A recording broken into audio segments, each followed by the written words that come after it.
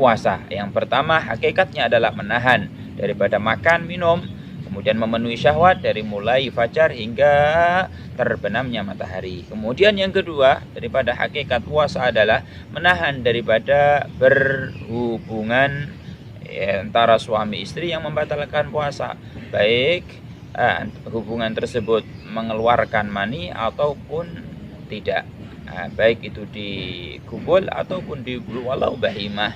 Begitu.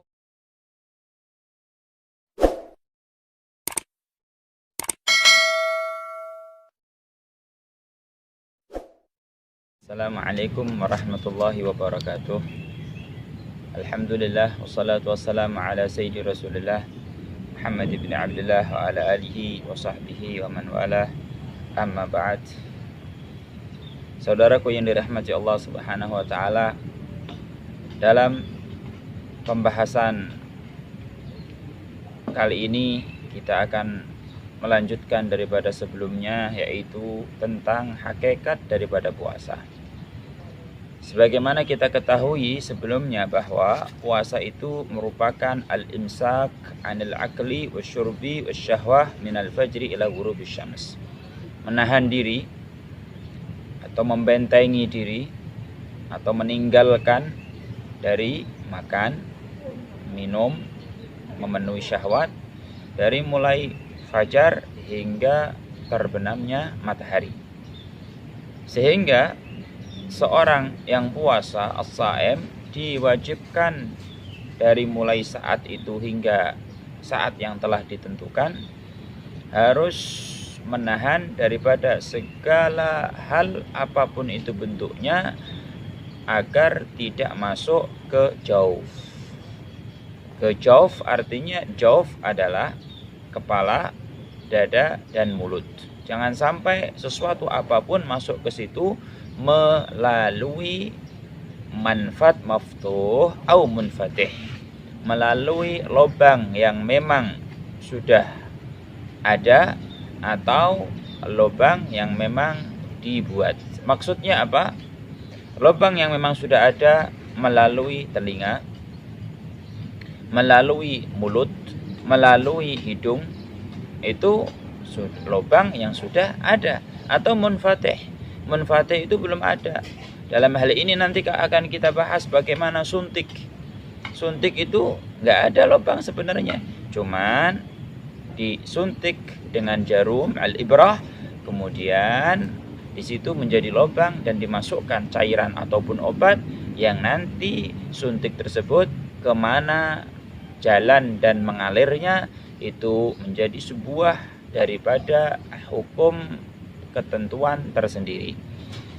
Maka kita ulangi lagi bahwa seorang yang puasa as-shaim wajib menahan diri daripada tersampaikannya sesuatu ke jauf, kepala, dada, dan mulut melalui manfat maftuh atau munfatih, melalui lubang yang memang sudah ada atau dibuat saat itu baru. Maka dari situ dikatakan di dalam kitab fikih ini, wa minhu al-imsak minal anil haqni al-waridiyah wal haqni asy-syarjiyah. Maka seorang yang puasa wajib jangan sampai dia suntik, menahan diri daripada suntik, tapi suntik yang sifatnya obat atau cairan itu bersambung mengalir yang sampai kepada perut ataupun dada ataupun kepala. Maka ada sebagian mungkin kita tahu suntik bius. Suntik bius itu apabila contoh misalkan kita yang luka yang akan dioperasi kecil, misalkan itu kaki kita, maka disuntik oleh dokter suntik bius. Maka suntik itu tidak menjalur, tidak mengalir, tidak sampai kepada perut, tidak sampai kepada dada, dan tidak sampai kepada kepala, nggak masuk kepada jauf ini. Maka itu nggak masalah. Suntik bius dilakukan oleh orang yang puasa pada siang hari itu tidak membatalkan puasa, tidak mempengaruhi keabsahan dari puasa, puasa tetap sah. Namun, saudaraku yang dirahmati oleh Allah Subhanahu wa taala, ada suntik yang mana cairan daripada suntik ini ataupun obat mengalir, menjalur ke sampai kepada jauf, mungkin ke perut, mungkin ke dada, dan mungkin ke kepala. Misalkan yang sakit apa? Yang sakit telinga, kemudian disuntik, maaf dari pantatnya, maka cairan ini menjalur ke hati, kemudian sampai kepada telinga. Artinya beredar dan mengalir. Ini yang dikatakan para fuqaha, para ahli fikih, suntik yang membatalkan puasa. Maka dari situ kita ambil kesimpulan bahwasanya suntik itu terbagi menjadi dua. Ada kalanya membatalkan puasa dan ada kalanya tidak membatalkan puasa, dilihat dari arah dan mengalirnya suntik tersebut. Kalau mengalir hingga sampai kepada jauf, perut, kepala, kemudian dada, maka batal puasanya. Apabila tidak, hanya sebatas yang disuntikkan saja, yakni untuk zahir, untuk kulit, agar mungkin dibius, untuk dioperasi tidak terasa, menghilangkan rasa sakit, maka itu tidak membatalkan puasa, tidak mempengaruhi keabsahan puasa. Maka di sana para ulama membahas tentang hal tersebut. Itu puasa. Yang pertama, hakikatnya adalah menahan daripada makan, minum, kemudian memenuhi syahwat dari mulai fajar hingga terbenamnya matahari. Kemudian yang kedua, daripada hakikat puasa adalah menahan daripada berhubungan antara suami istri yang membatalkan puasa, baik hubungan tersebut mengeluarkan mani ataupun tidak, baik itu digubul ataupun walau bahimah. Begitu yang disebutkan. Wa kadzalika la inzal bil mulamasa wal istimna bil yad. Begitu jika dikatakan di dalam ibarah redaksi ini bahwasanya di antara yang membatalkan puasa dan harus ditahan oleh orang yang puasa adalah mengeluarkan mani, sperma dengan bersentuhan antara lain jenis atau menggunakan tangannya. Begitu, maka Rasul sallallahu alaihi wasallam di sana di dalam hadis mengatakan, yada' ta'amahu wa syarabahu wa syahwatahu min ajli.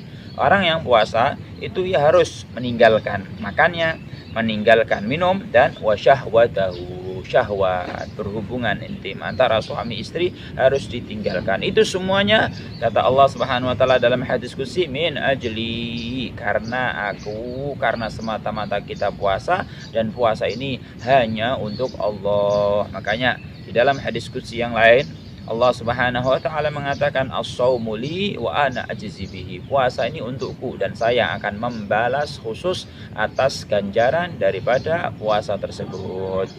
Anehnya, ibadah puasa ini merupakan ibadah yang hanya menahan. Menahan daripada makan yang saya sebutkan, menahan daripada minum dan syahwat. Ini hanya menahan tanpa ada perbuatan khusus.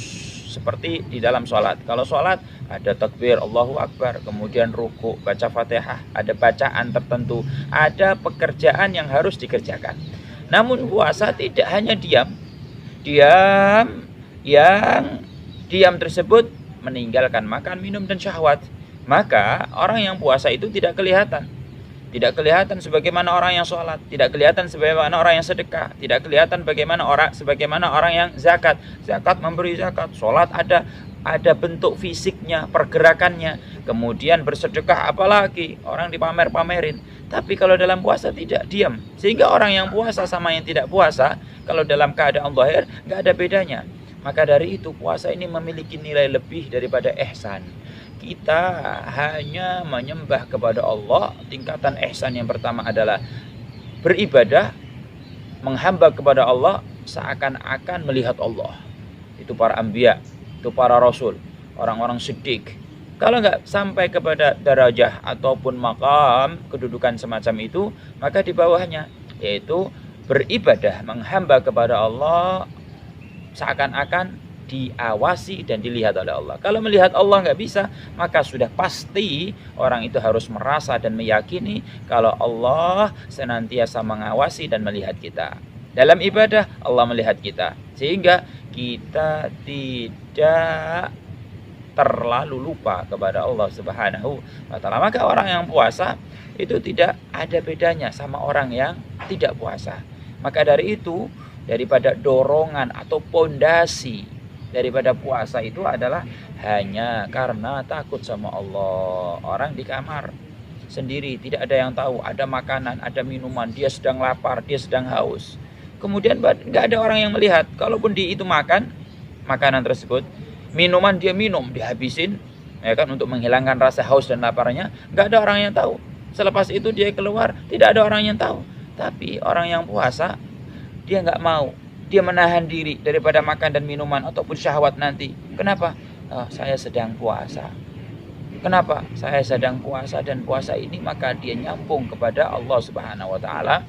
Maka pelajaran daripada puasa itu, kata para ulama sufi, bahwasanya al-ihsan, mengajarkan kita untuk al-ihsan. Al-iman ada, al-islam ada, al-ihsan itu pembelajarannya adalah di dalam puasa. Sehingga kita saat puasa benar-benar kita meninggalkan makan dan minum dan syahwat itu tadi semata-mata min ajlillah, karena Allah Subhanahu wa ta'ala. Kemudian di antara hakikat puasa adalah menahan diri daripada al-aula bid-dukhan, yaitu rokok. Nih, ya. Nah, kemudian di sana mungkin banyak orang yang kontroversi tentang hukum rokok. Bagaimana orang yang puasa merokok? Secara mu'tamad, dan itu jumhurul ulama yang berbeda daripada pendapat ini, itu pendapat yang syad, yang menentang daripada pendapat yang kuat, bahwa puasa tidak boleh merokok. Artinya merokok membatalkan puasa. Di sini sahibul musannaf mengatakan ad-dukhan al-khabis. Dukhan yaitu itu rokok yang buruk, yang jahat. Masya Allah, itu ainun tuqtir, itu merupakan benda yang membatalkan puasa. Maka orang yang puasa harus menjauhi daripada rokok itu dari mulai fajar hingga terbenamnya matahari. Setelah terbenamnya matahari itu masing-masing. Ada orang yang halalkan, memakruhkan rokok, ada yang orang mengharamkan. Itu bebas sesuai dengan kontroversi para ulama, mereka yang menganut itu tadi. Kemudian di antara hakikat puasa yang disebutkan di dalam kitab ini adalah menjaga daripada hal-hal yang menafikan, yang membatalkan puasa. Di antaranya kalau perempuan haid ataupun nifas, di antaranya untuk semuanya gila, itu gila membatalkan puasa. Harus terjaga daripada haid, terjaga daripada nifas, terjaga daripada gila, terjaga daripada mabuk atau lupa. Ini mabuk lupa, maksudnya lupa ayan, begitu, enggak sadar. Nah, harus dijaga daripada perbuatan atau hal-hal yang saya sebutkan tadi itu. Kemudian di antara hakikatnya puasa adalah al-ihtiyat lis-shaum, menjaga daripada puasa ini dengan imsak, menahan dari sebelum fajar. Karena batas startnya puasa itu adalah fajar. Maka sebelum fajar diharuskan dia sudah benar-benar menjauhi daripada hal-hal yang membatalkan puasa. Makan, minum, syahwat, kemudian rokok, kemudian tadi itu haid, nifas, dijaga sebenar-benarnya dari sebelum fajar. Sehingga saat start mulai, puasa mulai, yaitu masuknya fajar, as-sadiq, masuknya salat subuh, maka dia sudah dalam keadaan al-imsak. Maka nanti akan kita bahas tentang niat yang mana wajib untuk sebelumnya. Ini adalah hakikat daripada puasa yang insya Allah kita akan lanjut tentang niat di dalam puasa, bagaimana hukumnya niat, kemudian bagaimana kapan dan niat itu akan kita ulas tentang pembahasan niat puasa di dalam pertemuan atau di dalam ungguhan yang berikutnya. Insyaallah Allah Subhanahu wa taala memberikan kita kefahaman untuk berpuasa sehingga kita puasa dengan sebenar-benarnya sesuai dengan aturan dan ajaran daripada Nabi Muhammad sallallahu alaihi wasallam, agar kita puasa benar-benar menghasilkan daripada ketakwaan kepada Allah, dan kita keluar dari bulan puasa menjadikan kita manusia-manusia yang bertakwa karena puasanya sah dan diterima oleh Allah sesuai dengan syariat dan aturan daripada Nabi Muhammad sallallahu alaihi wasallam. Semoga bermanfaat untuk saya dan bermanfaat untuk semuanya. Wabillahi taufiq wal hidayah. Assalamualaikum warahmatullahi wabarakatuh.